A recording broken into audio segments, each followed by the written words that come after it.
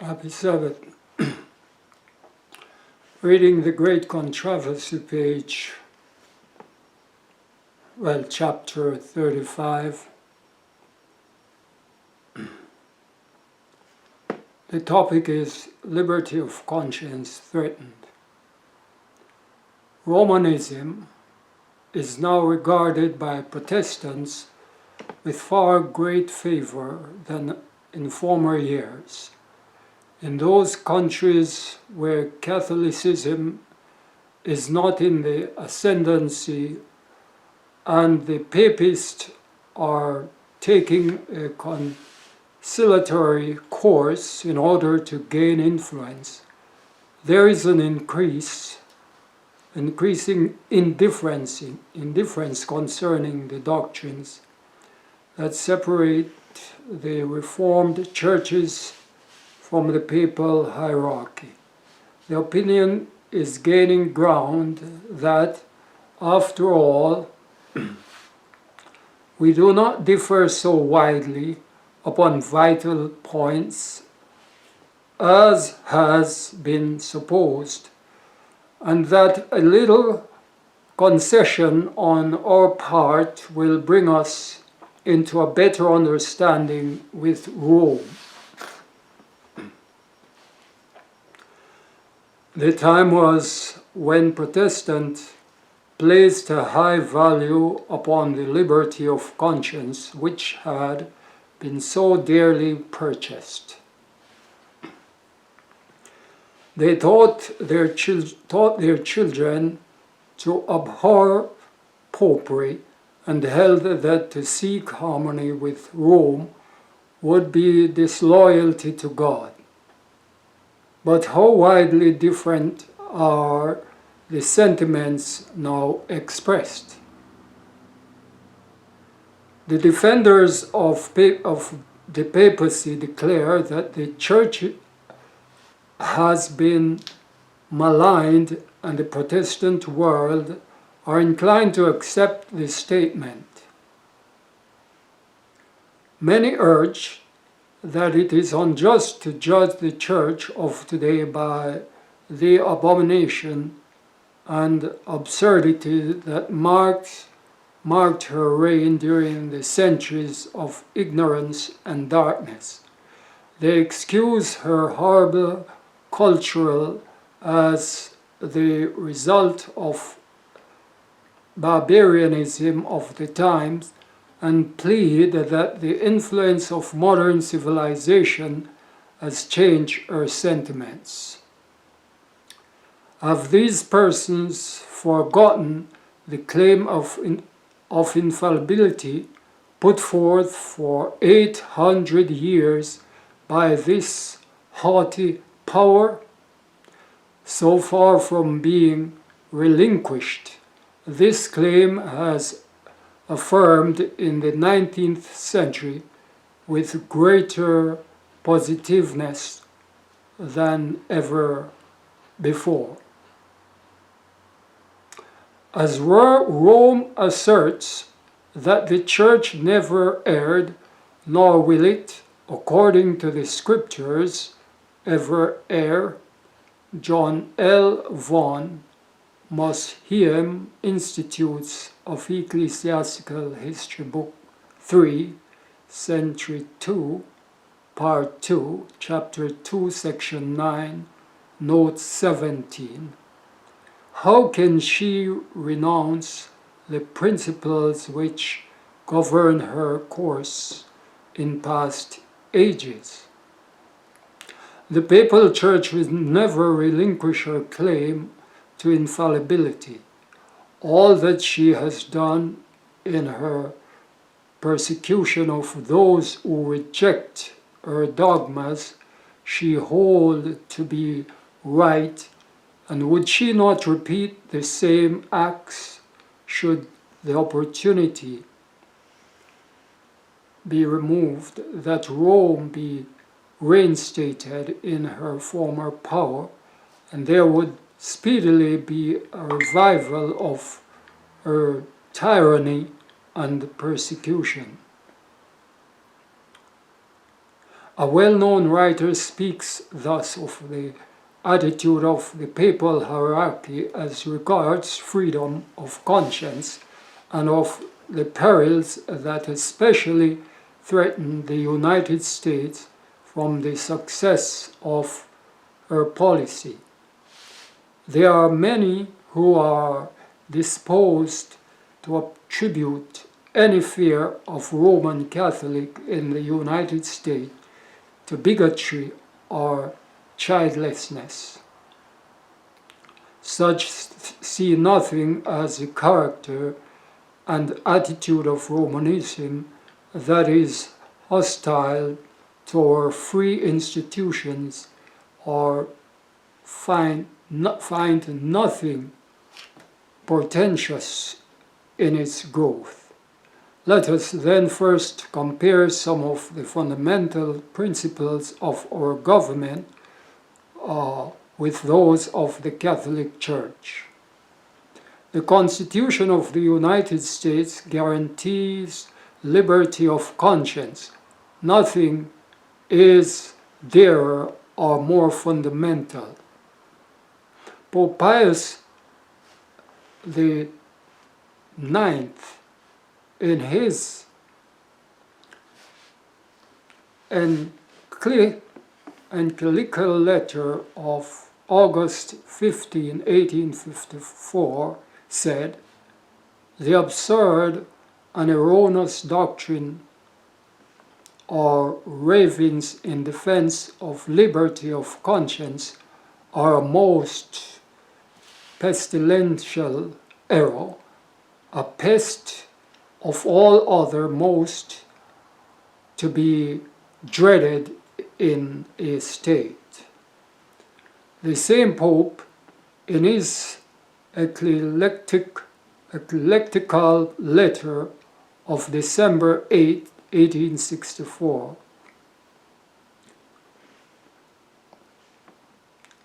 in his ecumenical letter of December 8, 1854, anathematized those who assert the liberty of conscience and of religious worship also, as such as maintain that the Church may not employ force. The pacific tone of Rome in the United States does not imply a change of heart. She is tolerant where she is helpless. Says Bishop O'Connor, religious liberty is merely endured until the opposite can be carried into effect without peril to the Catholic world. The Archbishop of St. Louis once said, "Heresy and unbelief are crimes." And in Christian countries, as in Italy and Spain, for instance, where all the people are Catholics and where the Catholic religion is an essential part of the law of the land, they are punished as other crimes. Every cardinal, archbishop, and bishop in the Catholic Church takes an oath of allegiance to the Pope, in which occur the following words: "Heretics, schismatics, and rebels to our said Lord, the Pope, or his aforesaid successor, I will to my utmost persecute and oppose."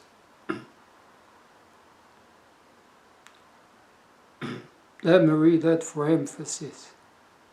Every cardinal, archbishop, and bishop in the Catholic Church takes an oath of allegiance to the Pope, in which occur the following words: heretics, schismatics, and rebels to our said Lord the Pope, or his aforesaid successors, I will, to my utmost, persecute and oppose.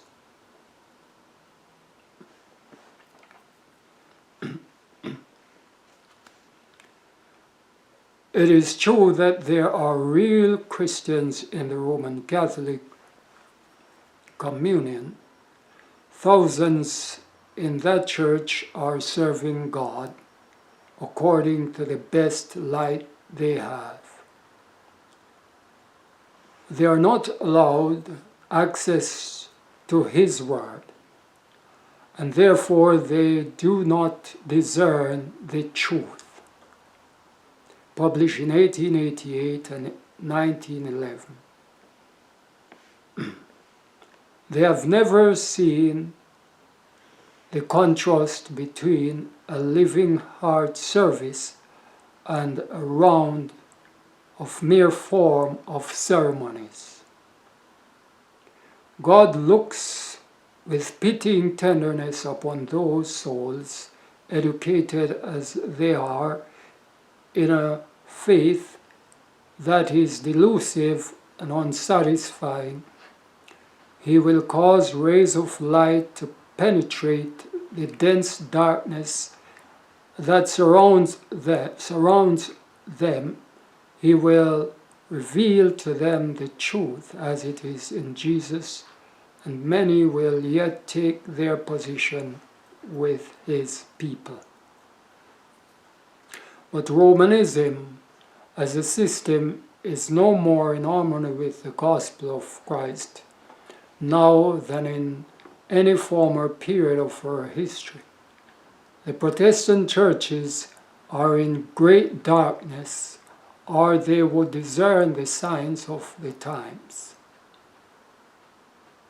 The Roman Church is far-reaching in her plans and modes of operation. She is employing every device to extend her influence and increase her power in preparation for a fierce and determined conflict to regain control of the world, to re-establish persecution, and to undo all the Protestantism has done. Catholicism is gaining ground upon every side. See the increasing number of her churches and chapels in Protestant countries. Look at the popularity of her colleges and seminaries in America, so widely patronized by the Protestants. Look at the growth of ritualism in England and the frequent defections to the rank of the Catholics. These things should awaken the anxiety of all who prize the pure principles of the gospel. Protestants have tampered with and patronized popery. They have made compromises and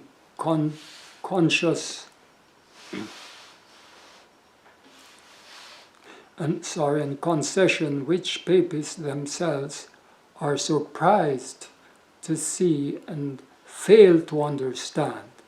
Men are closing their eyes to the real character of Romanism and the dangers to be apprehended from her supremacy. The people need to be aroused to resist the advance of this most dangerous foe to civil and religious liberty. Many Protestants suppose that the Catholic religion is unattractive and that its worship is dull, meaningless, round of ceremony. Here they mistake.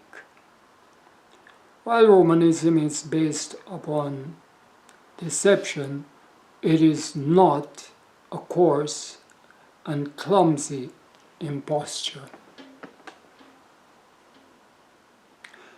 The religious service of Roman Church is a most impressive ceremony. Its gorgeous display and solemn rites fascinate the senses of the people and silence the voice of reason and of conscience. The eyes charmed, magnificent churches, imposing processions, golden altars, jeweled shrines, choice paintings, and exquisite sculpture appeal to the love of beauty. The air also is captivated. The music is unsurpassed. The rich notes of the deep tone organ, blending with the melody of many voices as it swells through the lofty domes and pillared aisles of her grand cathedrals, cannot fail to impress the mind with awe and reverence. This outward splendor, pomp, and ceremony that only mocks the longings of the sin-sick soul is an evidence of inward corruption. The religion of Christ needs not such attractions to recommend it. In the light shining from the cross, true Christianity appears so pure and lovely that no external decorations can enhance its true worth. It is the beauty of holiness, a meek and quiet spirit that is of value with God. Brilliancy of style is not necessarily an index of pure elevated thought.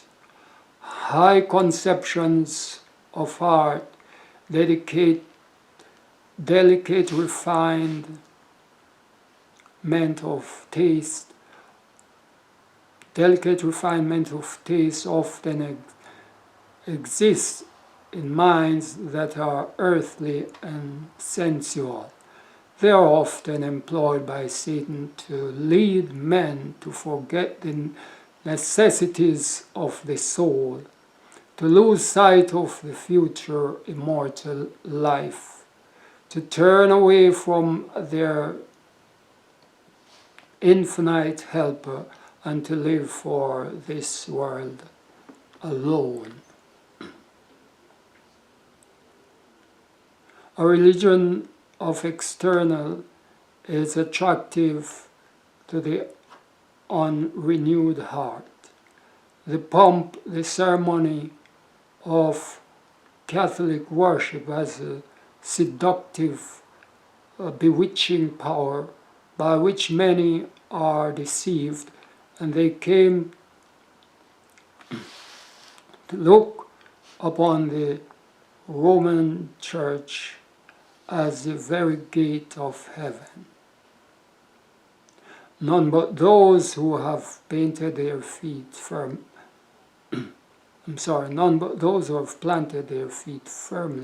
upon the foundation of truth, and whose hearts are renewed by the Spirit of God, are proof against her influence.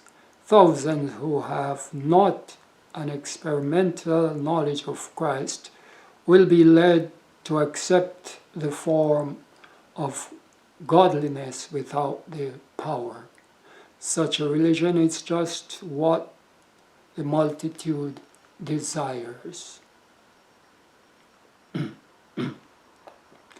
The Church's claim to the right to pardon leads the Romanists to feel at liberty to sin.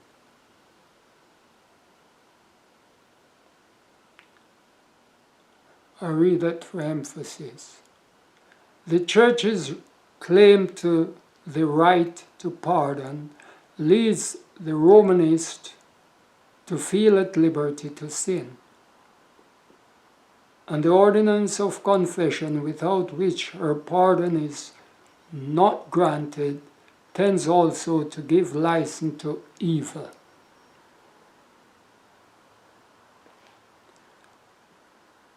He who kneels before fallen man and open in confession the secret thoughts of the imaginations of the hearts is debasing his manhood and degrading every noble instinct of his soul. In unfolding the sins of his life to a priest, an erring sinful mortal, and too often corrupted with wine and licentiousness, his standard of character is lowered, and he is defiled in conscience. His thought of God is degraded to the likeness of fallen humanity. For the priest stands as the representative of God. This is degrading confession of man to man, is the secret spring from which has flowed much of the evil that is defiling the world and fitting it for the final destruction. Yet to him who loves self-indulgence, it is more pleasing to confess to a fellow mortal than to open the soul to God. It is more palatable to human nature to do penance than to renounce sin. It is easier to mortify the flesh by sackcloth and nettles and galling chains than to crucify fleshly lust. Heavy is the yoke which the carnal heart is willing to bear, rather than bow to the yoke of Christ. There is a striking similarity between the Church of Rome and the Jewish church at the time of Christ's first advent. While the Jews secretly trampled upon every principle of the law of God, they were outwardly religious in the observance of its precepts, loading it down with exactions and traditions that made obedience painful and burdensome. As the Jews professed to revere the law, so do Romanists claim to reverence the cross. They exalt the symbol of Christ's suffering which in their lives they deny, while in their lives they deny him whom it represents.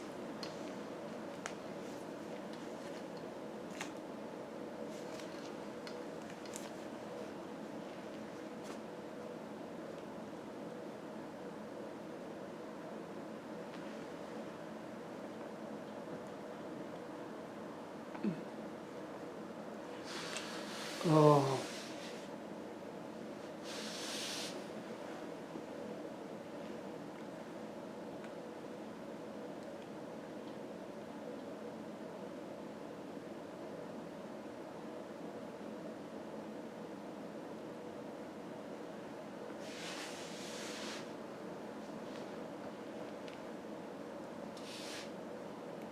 Okay, while I try to scroll back to my page, I want to tell you we're reading The Great Controversy, chapter 35, and the topic is liberty of conscience threatened. Liberty of conscience threatened. I'm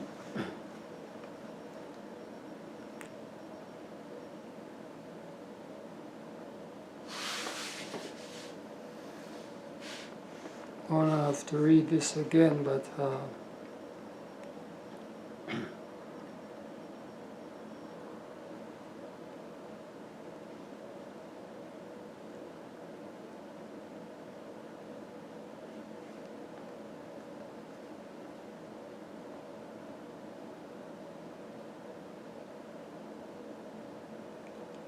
just about the end of it, and it just got messed up. Alright, let me see. I'm gonna just pick up somewhere here.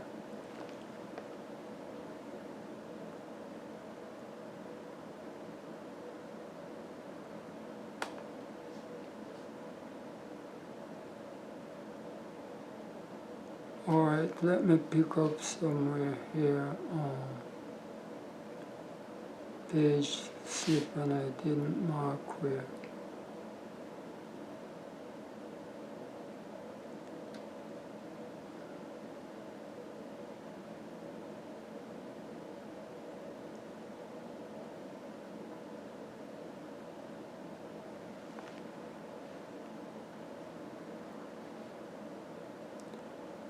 I think it's best to read from the book. I will do that and not read from this.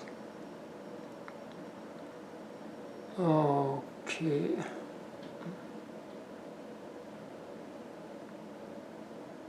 Liberty of conscience threatened.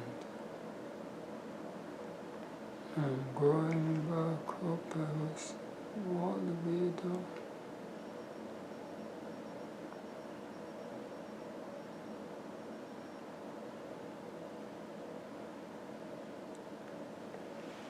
Alright, since I have to do it again, I'll just pick up here. Christ gives no example in his life for men and women to shut themselves in monasteries in order to become fitted for heaven. He has never taught that love and sympathy must be repressed. The Saviour's heart overflowed with love. The nearer man approaches to mortal perfection, the keener are his sensibilities, the more acute is his perception of sin, and the deeper his sympathy for the afflicted. The Pope claims to be the vicar of Christ, but he does not. He does his. But how does his character bear comparison with that of our Savior? Was Christ ever known to consign men to the prison of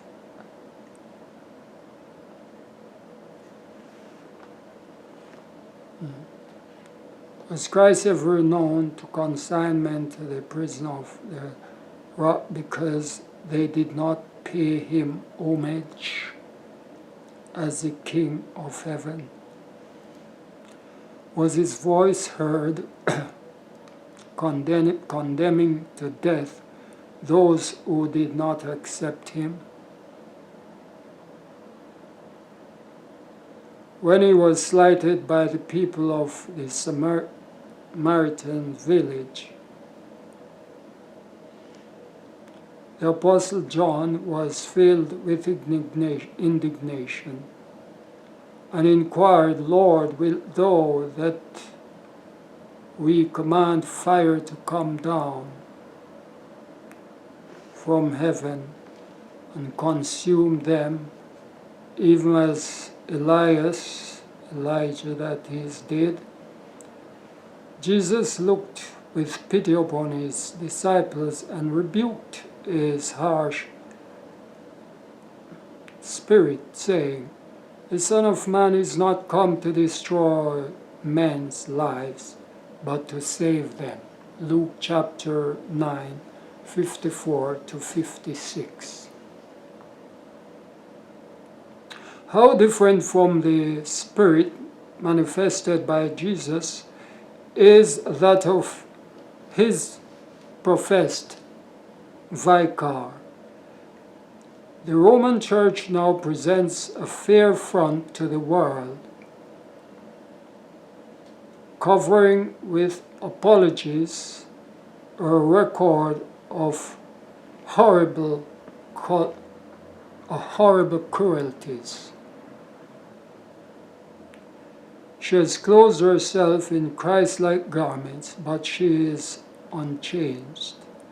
Every principles of the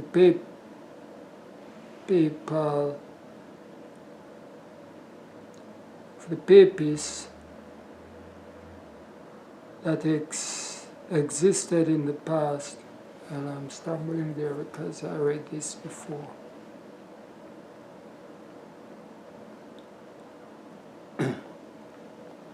It is not without reason that the claim has been put forth in Protestant countries that Catholicism differs less widely from Protestantism than in former times.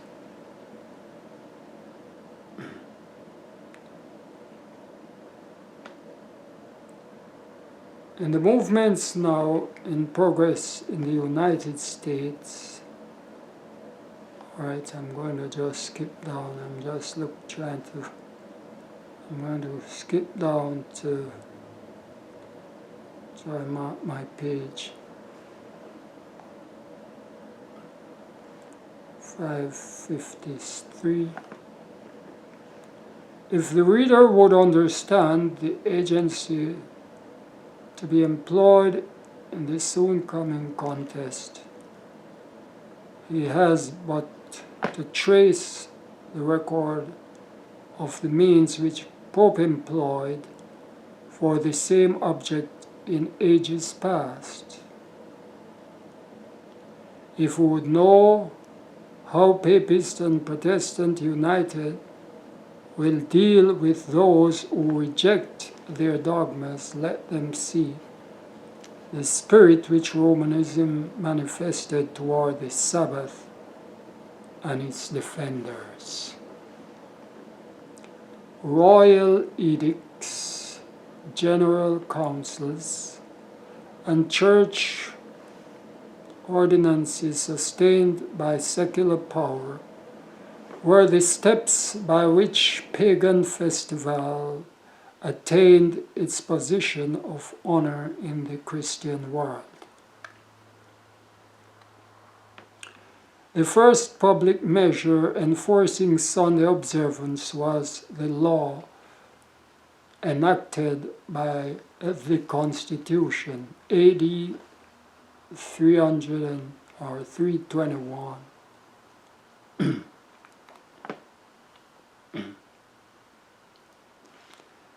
royal mandate not proving a sufficient substitute for divine authority,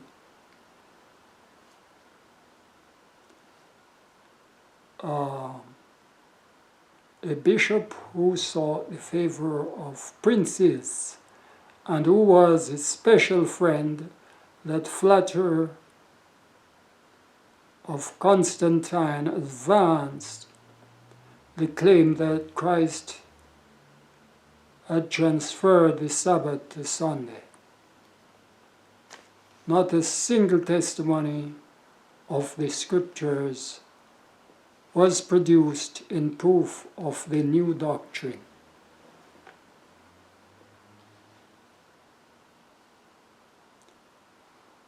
Eusebius himself unwittingly acknowledges its fallacy or falsity and points to the real author of the change. Quote, all things, end quote, he says, quote, whatever that it was duty to do on the Sabbath, these we have transferred to the Lord's day, end quote. Robert Cox, Sabbath Law and Sabbath Duties, page 538.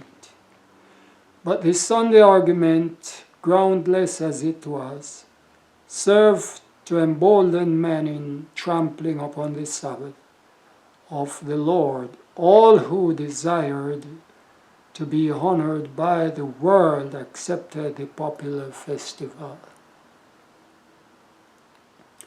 As the papacy became firmly established, the work of Sunday exaltation was constituted.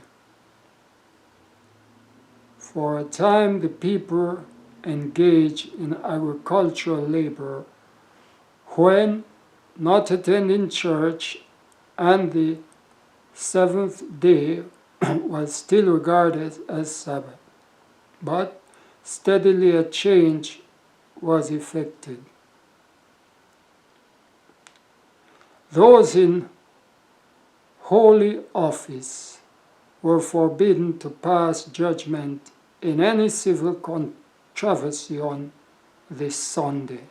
Soon after, all persons of whatever rank were commanded to refrain from common labor on pain of fine for freemen and stripes in the case of servants.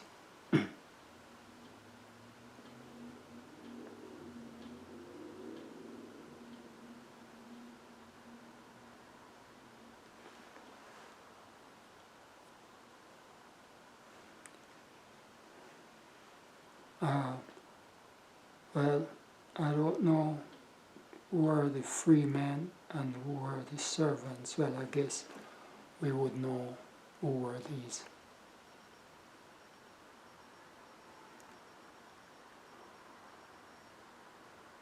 Later it was decreed that the rich men should be punished with the loss of half of their estates. And finally, that if still obstinate, they should be made slaves. The lower classes were to suffer perpetual banishment. Miracles also were called into requisition. Among other wondrous, it was reported that as a husbandman who was about to plow his field and on Sunday cleansed his plow with an iron. The iron stuck fast in his hand, and for 2 years he carried it about with him.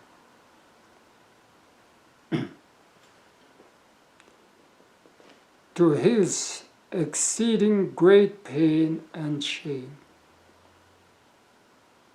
2 years iron. Later the Pope gave directions that the parish priest should admonish the violators of Sunday and wish them to go to church and say their prayers, lest they bring some great calamities on themselves and the neighbors.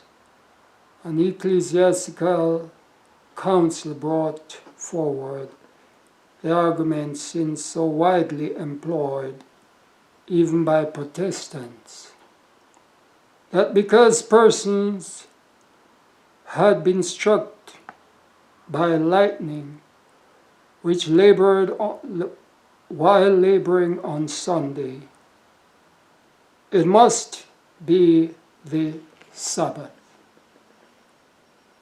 It is apparent, said the prelates, how high the displeasure of God was upon their neglect of this day.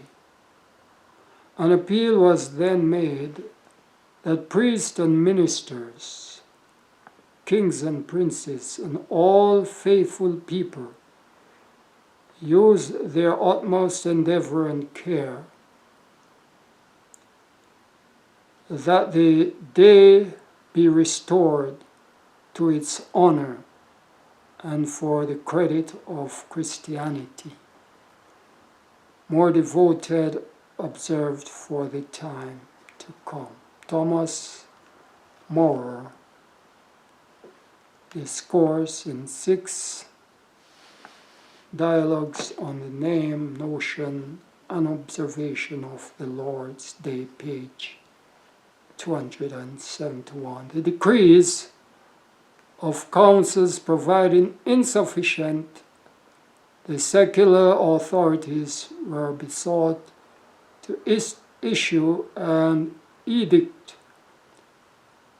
that would strike terror to the hearts of the people and force them to refrain from labor on Sunday. At a synod held in Rome, all previous decisions were reaffirmed with greater force and solemnity.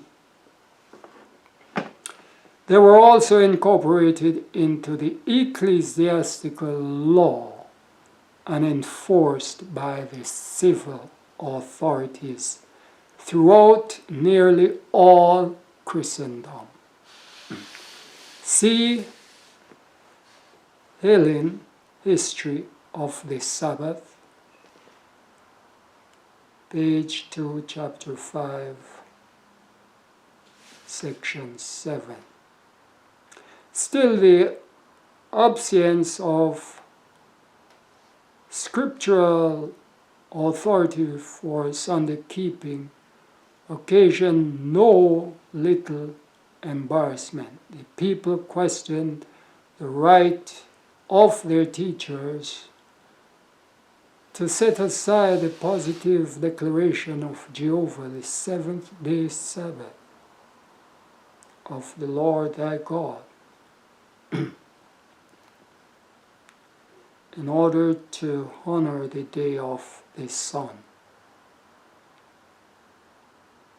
To supply the lack of Bible testimony, other expedients were necessary.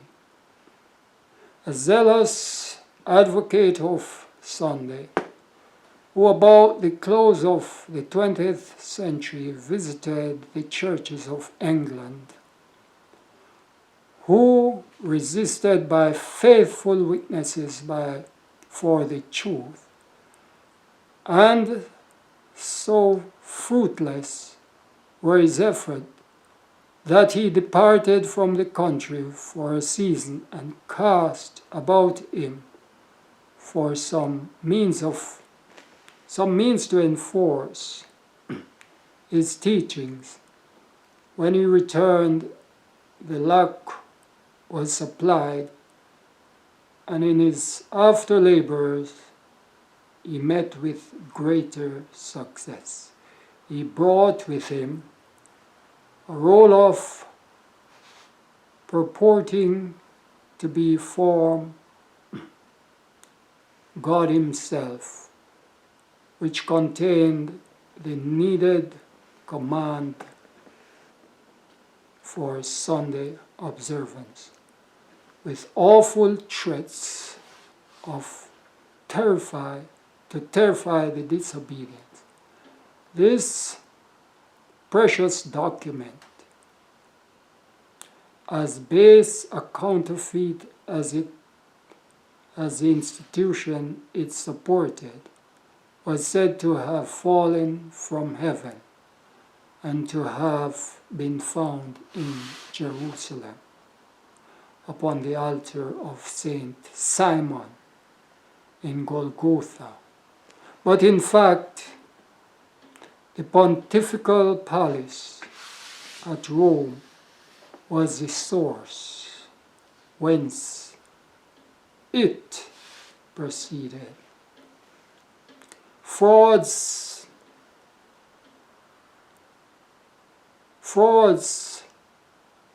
and forgeries to advance the power and the prosperity of the Church have in all ages been esteemed lawful by the papal hierarchy. The roll forbade labor from the 9th hour, 3 o'clock on Saturday afternoon, till sunrise on Monday, and its authority was declared to be confirmed by many miracles. It was reported that persons laboring beyond the appointed hour were stricken with paralysis.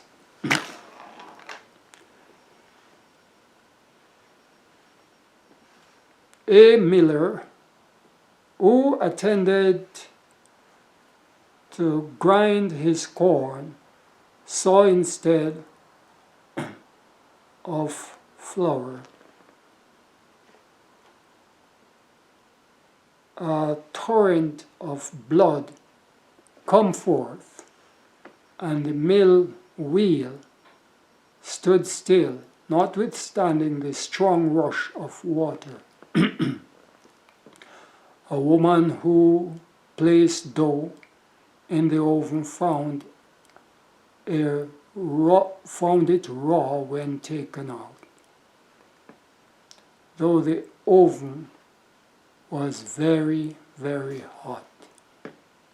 Another who had dough prepared for baking at the 9th hour, but determined to set it aside till Monday, found the next day that it had been made into loaves and baked by divine power. A man who baked bread after the 9th hour on Saturday found, when he broke it the next morning, that blood started therefrom. By such absurd and superstitious fabrications did the advocate of Sunday endeavor to establish its sacredness. See Rogers, D. Hoden, Annals, Volume 2. So there are quotes for all of these things, written in books. In Scotland, in England, a greater regard for Sunday was secured by uniting with it a portion of the ancient Sabbath. But the time required to be kept holy varied. An edict from the King of Scotland declared that Saturday from 12 at noon ought to be accounted holy, and that no man from that time till Monday morning should engage in worldly business.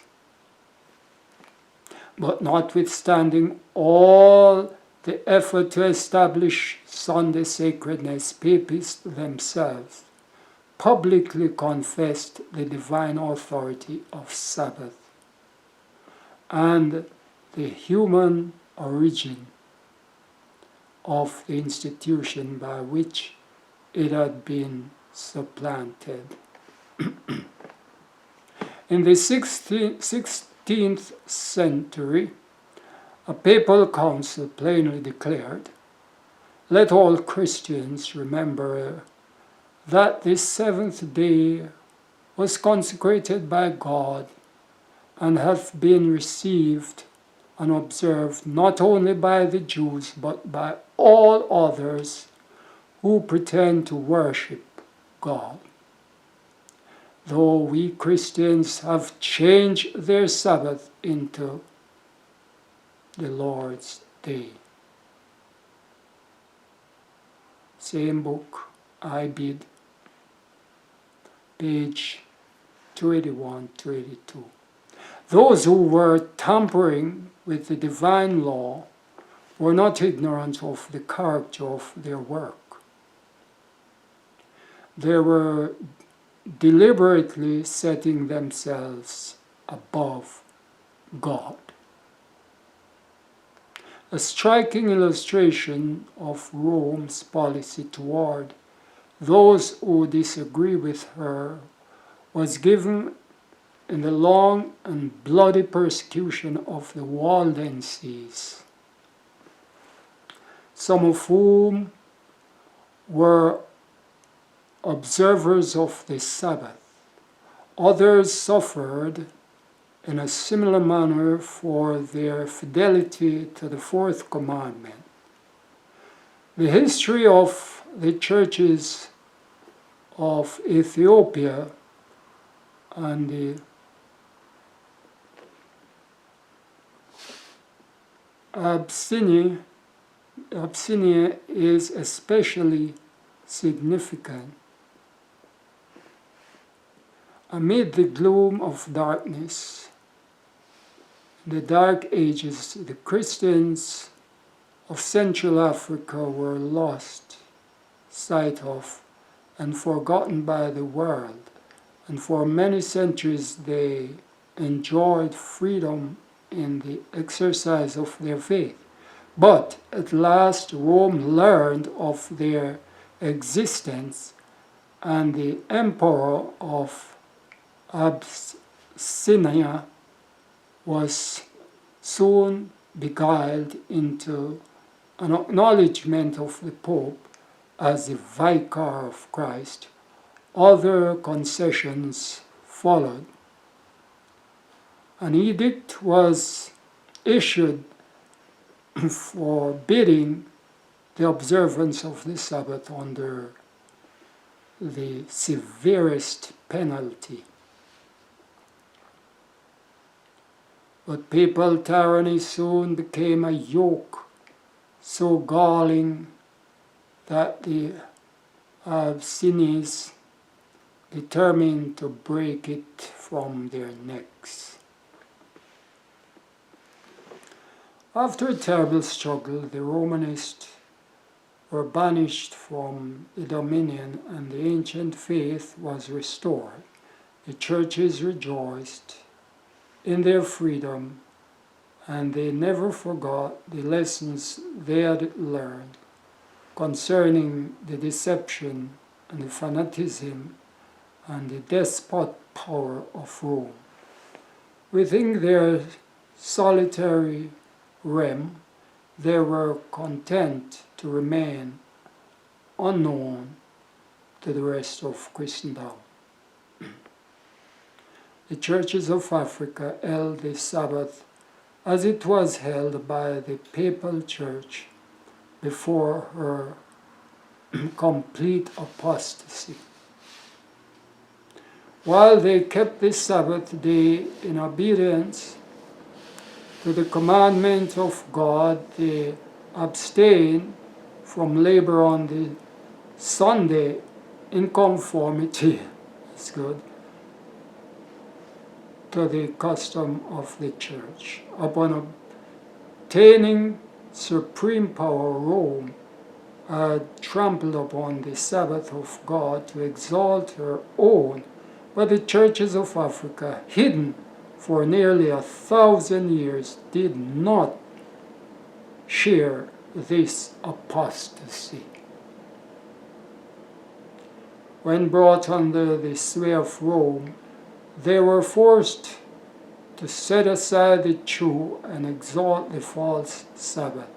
But no sooner had they regained their independence than they returned to obedience to the fourth commandment. These records of the past clearly reveal the enmity of Rome toward the true Sabbath and its defenders, and the means which she employs to honor the institution of her creating. The Word of God teaches that these scenes are to be repeated as Roman Catholic and Protestant shall unite for the exaltation of Sunday. The prophecy of Revelation 13 declares that the power represented by the beast with lamb-like horns shall cause the earth and them that dwell therein to worship the papacy. They are symbolized by the beast like unto a leopard.